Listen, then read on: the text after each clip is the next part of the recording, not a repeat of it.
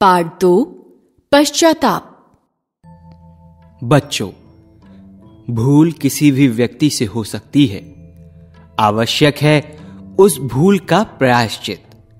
प्रस्तुत कहानी में प्रेमचंद ने एक ऐसे युवक का चित्रण किया है जो अपनी भूल पर जीवन भर पश्चाताप करता है।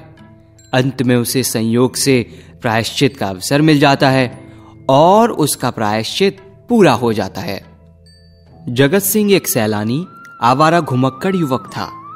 कभी अमरूदों के साथ माली की गालियां बड़े शौक से खाता, कभी दरिया की सैर करता और मल्लाहों की डोंगियों में बैठकर उस पार के देहातों में निकल जाता। सवार घोड़े के पीछे तालियां बजाना, इक्कों को पीछे से पकड़कर अपनी ओर खींचना, बुड्ढों की चाल की नकल करना, यही सब उसके मनोरंजक विषय थे।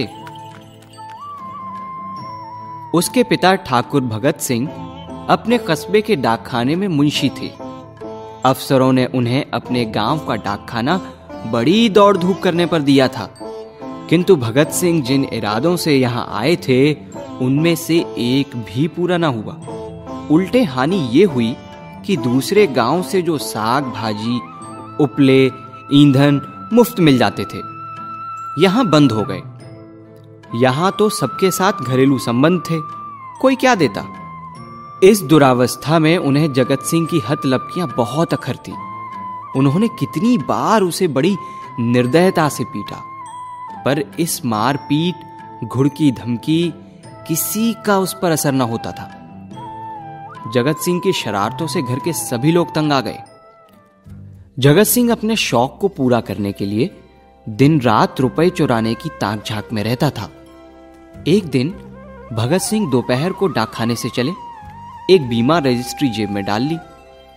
कौन जाने कोई डाकिया शरारत कर जाए, किंतु घर आए तो लिफाफे को अचकन की जेब से निकालने की सुध न रही। जगत सिंह तो ताक लगाए हुए था। पैसों के लोभ में जेब टटोली तो लिफाफा मिल गया। उस पर कई टिकट लगे थे। कई बार वो टिकट चुराकर आधे दामों पर बेच चुका था। चट लिफाफा उड़ा लिया। यदि उसे मालूम होता कि उसमें नोट हैं तो कदाचित वो न छूता, लेकिन जब उसने लिफाफा फाड़ डाला और उसमें से नोट निकल पड़े तो वो बड़े संकट में पड़ गया।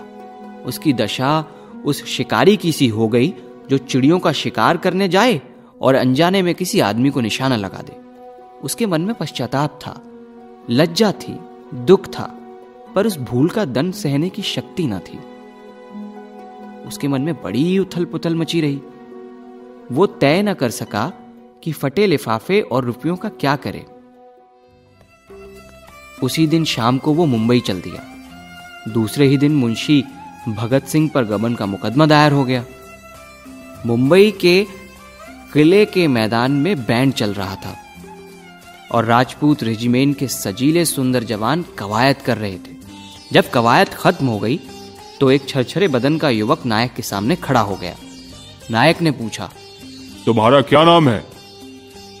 युवक ने फौजी सलाम करके कहा, जगत सिंह। क्या चाहते हो? फौज में भर्ती होना। मरने से तो नहीं डरते? बिल्कुल नहीं, राजपूत हूं। बहुत मेहनत करनी पड़ेगी। इसका भी डर नहीं। अदन जाना पड़ेगा। खुशी से जाऊंगा। कप्तान ने देखा युवक हाजिर जवाब है, मन चला, हिम्मत का धनी जवान है। तुरंत फौज में भर्ती कर लिया। तीसरे दिन रेजिमेंट अदन को रवाना हो गई, मगर ज्यों-ज्यों जहाज आगे चलता था जगत का दिल पीछे रह जाता था। जब तक जमीन का किनारा नजर आता रहा, वो जहाज के डेक पर खड़ा अनुरक्त नेत्रों से उसे देखता रहा। जब भूमि तटविलीन हो गई तो उसने एक ठंडी सांस ली और मुंह ढांप कर रोने लगा। आज जीवन में उसे पहली बार प्रियजनों की याद आई। जगत सिंह को अदन में रहते 3 महीने गुजर गए। उसे स्नेहमयी माता की याद आने लगी, जो पिता के क्रोध, बहनों के धिक्कार और स्वजनों के तिरस्कार से उसकी रक्षा करती थी। कई दिनों से उसे घर पर पत्र भेजने की इच्छा हो रही थी, किंतु लज्जा और ग्लानि के कारण वो टालता जाता था। आखिर एक दिन उससे ना रहा गया।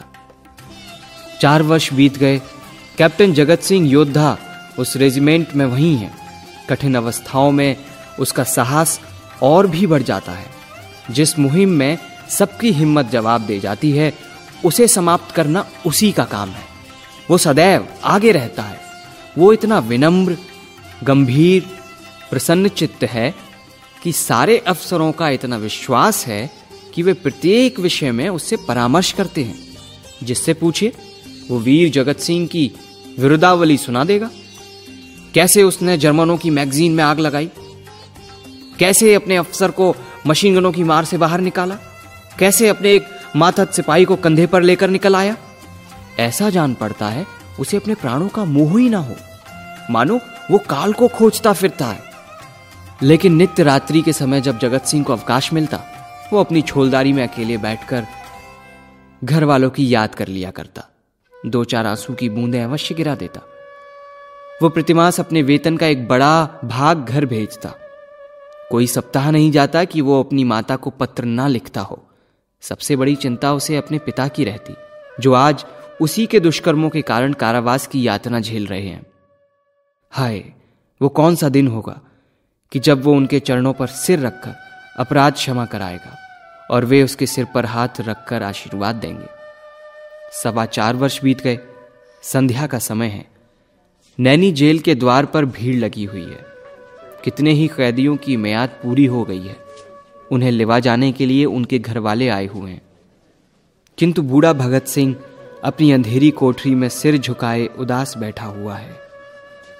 कहो भगत, कोई घर से आया? घर पर है ही कौन? घर तो चलोगे ही। मेरा घर कहाँ है? तो क्या यहीं पड़े रहोगे?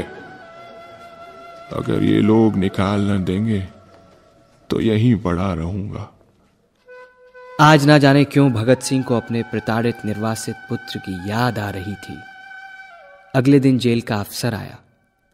कैदी एक पंक्ति में खड़े हुए। अफसर एक एक का नाम लेकर रिहाई का परवाना देने लगा। अंत में भगत सिंह का नाम आया। वो सिर झुकाए आहिस्ता आहिस्ता जेलर के पास गया और उदास भाव से परवाना लेकर जेल के द्वार की ओर चला। द्वार के बाहर निकलकर वो जमीन पर बैठ गया। कहां जाए? सहसा उसने एक सैनिक अफसर को घोड़े पर सवार जेल की ओर आते देखा। उसकी देह पर खाकी वर्दी थी, सिर पर कारचोबी साफा, अजीब शान से घोड़े पर बैठा हुआ था। उसके पीछे पीछे एक फिटन आ रही थी। जेल के सिपाहियों ने अफसर को देखते ही बंदूकें संभाली और लाइन में खड़े होकर सलाम किया। एक भाग्यवान वो है जिसके लिए एक फिटन चली आ रही है, और एक अभागा मैं हूं जिसका कहीं ठिकाना नहीं। अरे बेटा जगत सिंह, तुम? जगत सिंह रोता हुआ पिता के चरणों में गिर पड़ा। मुझे माफ कर दीजिए पिताजी, मेरी वजह से आपको कितने कष्ट झेलने पड़े। बेटा, जो बीत गया उसे भूल जाओ। तुम आ गए, अब मैं बहुत खुश हूं। चलिए पिताजी, अब मैं आपको कभी अकेले नहीं छोड़ूंगा।